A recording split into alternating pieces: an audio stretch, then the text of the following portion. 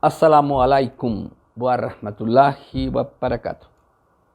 Para el tercer canal traemos un tema interesante, de los más importantes de nuestro tiempo: el papel de la religión en el Estado, en las naciones, y sobre todo el papel de la religión en las próximas elecciones para presidente de la República y para el Congreso.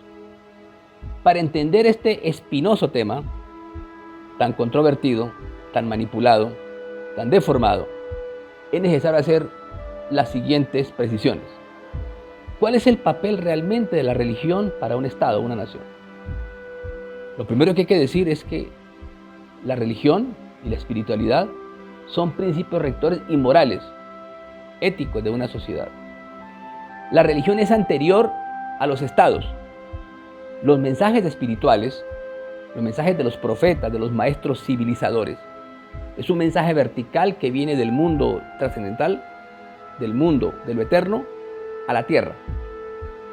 Y eso, por supuesto, ha requerido de maestros civilizadores espirituales, como en nuestro caso en Colombia, en América Latina, en nuestro caso a Mochica, a Yurupari, para mencionar dos figuras extraordinariamente extraordinarias y trascendentales en nuestra historia que han querido ser ignoradas.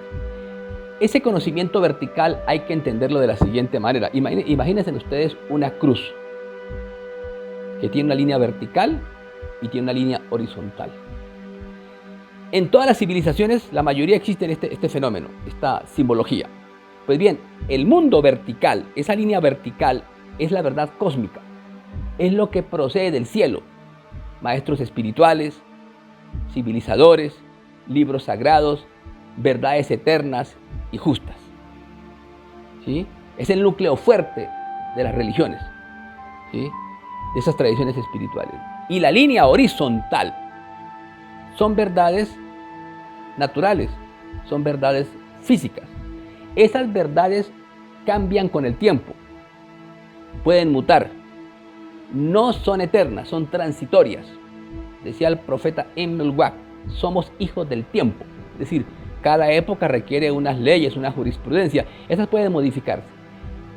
¿Sí? Y es como hemos visto imperios, hemos visto instituciones religiosas, hemos visto países, constituciones políticas diversas, leyes que dicen una cosa, políticos que manifiestan un tema hoy y mañana dicen otro tema distinto. ¿Sí? Eso no pasa con las verdades eternas y trascendentales. Si no se entiende ese fenómeno, nos vamos a perder. El otro tema que es fundamental para entender este fenómeno es cuál es la relación entre política y espiritualidad. Ahora bien, sabemos que han existido siempre maestros civilizadores, fundadores de las grandes religiones y tradiciones espirituales.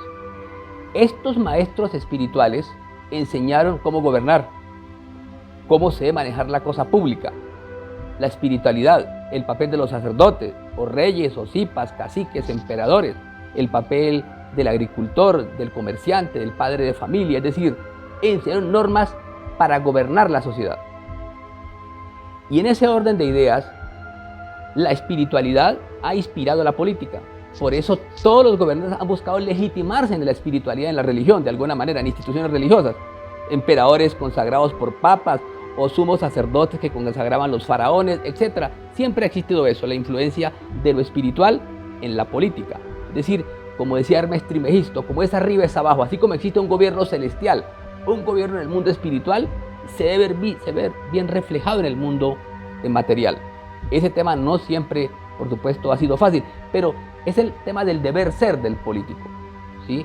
Y esa ha sido la forma como se han legitimado muchos gobiernos en diferentes épocas, en todas las religiones. Es decir, existe evidentemente una conexión entre lo político y lo religioso. Es decir, detrás de toda cuestión política evidentemente existe una cuestión religiosa.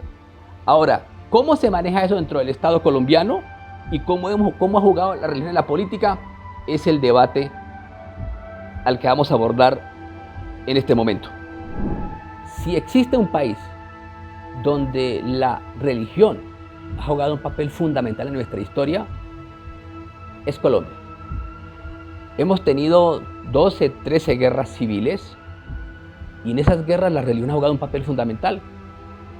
Por momentos identificada y uniéndose a partidos tradicionales para librar guerras, influyendo decisivamente en procesos constitucionales, Y solo mencionemos el caso, por ejemplo, de las tres últimas constituciones políticas. La de 1863, la Constitución de Río Negro, profundamente anticlerical y anticatólica. La presidieron guerras civiles, por supuesto. La Constitución de 1886, una constitución profundamente césaropapista, romanista totalmente, revanchista con la anterior. ¿Sí? Y la última Constitución de 1991, que no consagra en la práctica la supremacía de una religión, consagra pues la existencia de Dios y la influencia moral, política, espiritual de esa religión, de sus preceptos éticos trascendentales, pero no hay una supremacía de una religión en la teoría, por lo menos, en el papel. ¿Sí?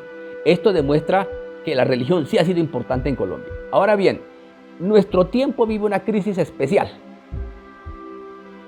compleja. ¿Sí? Uno producto de un exacerbado laicismo, otro producto de una exacerbado instrumentalización política de la religión que estamos viviendo y el revisionismo histórico. Estos últimos fenómenos son los más preocupantes.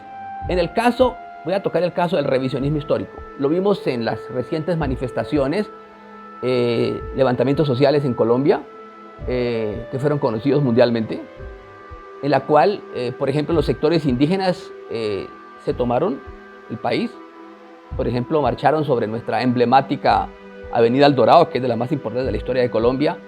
Y había una cosa curiosa. Estos pueblos indígenas no estaban reclamando y reivindicando sus profetas ancestrales, sus profetas antiguos. Es decir, no había una reivindicación. ¿Por qué no estaba en la Avenida El Dorado un gran monumento a Bochica como maestro civilizador espiritual? O Nemqueteba, Iracansas, Bachué Chía o Yurupari. Ese no era el debate. El debate era una lucha contra sistemas antiguos opresivos, tanto institucionales religiosos como el poder político. Entonces, claro, había que tumbar los monumentos desde esa perspectiva de los reyes católicos. Por supuesto, un hecho bastante complejo y desgastante, porque realmente los indígenas tenían que reivindicar a sus maestros civilizadores. Nuestros hermanos indígenas, que pertenecen a tradiciones espirituales ancestrales, deben tener como misión principal reivindicar sus maestros civilizadores antiguos. Maestros que son más antiguos que María o Jesús de Nazaret, que los profetas que trajeron con el mensaje bíblico. Es decir, una figura como Yurupari se pierde en la noche de los tiempos. Y una civilización, si tiene más siglos, es más fuerte que otra. No es lo mismo una cultura que reivindica algunos sectores de que tiene 500 años, 550 años, a una que tiene más de 1000 años. De ahí la importancia de reivindicar estos profetas antiguos. Ahora bien, volviendo al ejemplo de la cruz, Bochica y Yurupari, Bachué Chía y Dacamsas representan ese mundo vertical de mensajes eternos, cósmicos. ¿Sí? Mientras que en la línea horizontal, los reyes católicos, los diferentes gobiernos que hemos tenido representan esa línea horizontal que cambia con el tiempo. En el caso de los reyes católicos son como cometas.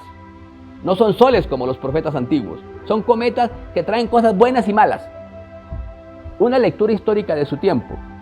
Luces y sombras. Y son cuestionables. Ahora, derrumbar esas estatuas de reyes y emperadores antiguos, o de generales, o de, próceres, libertadores de nuestro tiempo, no terminamos de tumbar el mundo. Eso es un fenómeno realmente muy preocupante y errático desde esa perspectiva. ¿Sí? El deber de las culturas antiguas es reivindicar a Juan Tama, por ejemplo, ¿sí? A muchos profetas antiguos civilizadores. Ahora bien, el otro problema que se está dando en nuestro tiempo, ¿sí?, es el tema de la instrumentalización política de la religión. ¿Y cómo se está dando ese fenómeno en nuestro tiempo que es preocupante? Empezó, evidentemente, con las sectas evangélicas, que estuvieron en la Constitución de 1991, que hicieron un papel interesante, pero después se desbordaron. Ya no querían parte de sus reivindicaciones históricas, de la libertad y la igualdad religiosa. Quieren el poder, y no parte del poder, quieren el poder completo. Ese es el problema que tienen todas las ideologías y sectas religiosas en el mundo. No quieren ser parte del poder, quieren ser el poder total. Y en Colombia, por supuesto, ese fenómeno se ha implementado de la siguiente manera.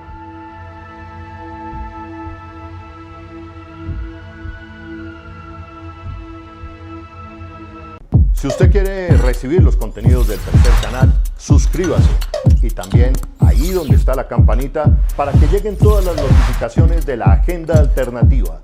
Somos el tercer canal, la voz de los que no tienen voz. Estamos en la población del Valle, jurisdicción del municipio de Vallasolano. Estamos emitiendo desde el tercer canal, la voz de los que no tienen voz. El canal que claramente y de manera transparente le decimos a los colombianos, tenemos una mirada progresista del país, le estamos dando la voz a estas personalidades, a esta lectura de país. El tercer canal, el canal de las víctimas, el canal de la paz, el canal de los derechos humanos. Gracias, gracias. Aquí diferentes jóvenes saludando la aparición del tercer canal. Acaba de pasar, vemos que se dispersa la movilización, algunas explosiones. Los jóvenes están saliendo en ese momento de la Plaza Bolívar. ¿Qué pasó? Pues Holman, tú viste, todos vieron que veníamos de manera muy pacífica para llegar a encontrarnos en la plaza y continuar con nuestra actividad. Pero esto es lo que quieren causar, esto es el temor que nos quieren infundir. Desde el tercer canal, la voz de los que no tenemos voz, nos sentimos muy orgullosos de esta transmisión porque cumplimos con nuestra línea editorial. Darle voz a los que no tienen voz, la promoción de la paz, de la vida, de los derechos humanos. No hay derecho que volvamos otra vez a repetir esa película de barbarie, de tragedia.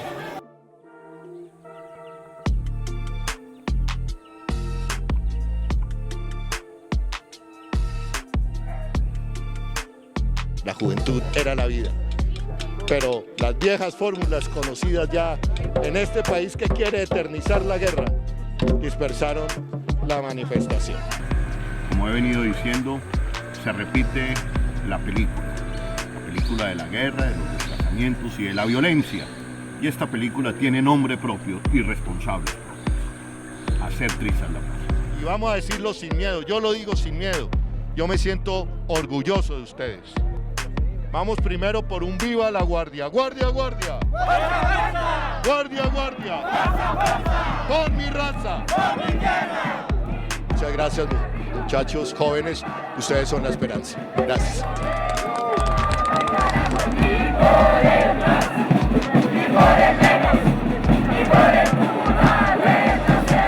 Somos el tercer canal, la voz de los que no tienen voz.